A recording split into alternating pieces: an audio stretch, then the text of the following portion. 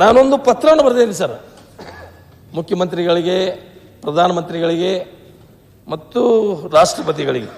ಅದು ಎಷ್ಟು ಸರಿನೋ, ಎಷ್ಟು ತಪ್ಪು, ಎಷ್ಟು ಜನ ಒಪ್ಕೋತಾರೋ, ಎಷ್ಟು ವಿರೋಧಗಳು ಮಾಡ್ತಾರೋ. ಉತ್ತರ ಕರ್ನಾಟಕ ಪ್ರತ್ಯೇಕ ರಾಜ್ಯ ಆಗಬೇಕು, ನಮಗೊಂದು ರಾಜ್ಯ ಮಾಡಿ ಕೊಡ್ರಿ ಅಂತೇಳಿ ಒಂದು ಪತ್ರವನ್ನು ಬರೆದಿದ್ದೀನಿ. ಅದು ಸರಿನೋ ತಪ್ಪು, ನನಗೇನು ಬುದ್ಧಿ ಹಾಕಿದಾನ ದೇವರ, ಅಥವಾ ನನಗೇನು ನನ್ನ ಅನಿಸಿಕೆ ಏನಿದೆ ಅದನ್ನು ಬರೆದಿದ್ದೀನಿ.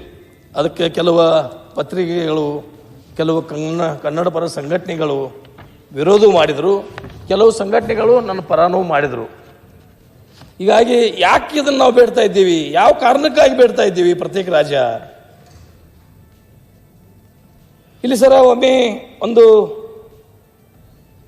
ಕಾರ್ಯಕ್ರಮದಲ್ಲಿ, ಗುಲ್ಬರ್ಗಾದಲ್ಲಿ ಒಂದು ಕಾರ್ಯಕ್ರಮದಲ್ಲಿ ಮುಖ್ಯಮಂತ್ರಿನೂ ಇದ್ದರು, ಉಪಮುಖ್ಯಮಂತ್ರಿನೂ ಇದ್ದಾಗ ನಮ್ಮ ಹಿರಿಯರು, ನಮ್ಮ ಪಕ್ಷದ ರಾಷ್ಟ್ರೀಯ ಅಧ್ಯಕ್ಷರು ಆದಂಥ ಮಲ್ಲಿಕಾರ್ಜುನ ಖರ್ಗೆ ಅವರು ಅಲ್ಲೊಂದು ಮಾತನ್ನು ಹೇಳಿದರು ಸರ್, ಕಲ್ಯಾಣ ಕರ್ನಾಟಕಕ್ಕೆ 5,000 ಕೊಡ್ತೀವಿ, 5,000 ಕೋಟಿ ಕೊಡ್ತೀವಿ, 5,000 ಕೋಟಿ ಕೊಡ್ತೀವಿ.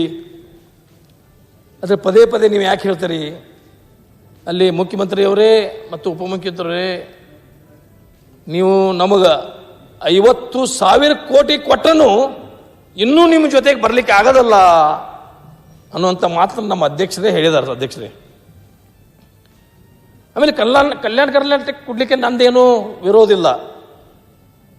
ಕಲ್ಯಾಣ ಕರ್ನಾಟಕ 371G ಅವ್ರ ಪ್ರಕಾರ ಅವರು ಡೆವಲಪ್ಮೆಂಟ್ಗೆ ಹಿಂದುಳಿದ ಪ್ರದೇಶಗಳು ಅವ್ರು ಕೊಡಲಿ, ಇನ್ನೂ ಹೆಚ್ಚು ಕೊಡಲಿ, 5,000ಕ್ಕಿಂತ 10,000 ಕೊಡಲಿ, ನನಗೇನು ವಿರೋಧ ಇಲ್ಲ, ನನಗೇನು ದುಃಖನೂ ಇಲ್ಲ.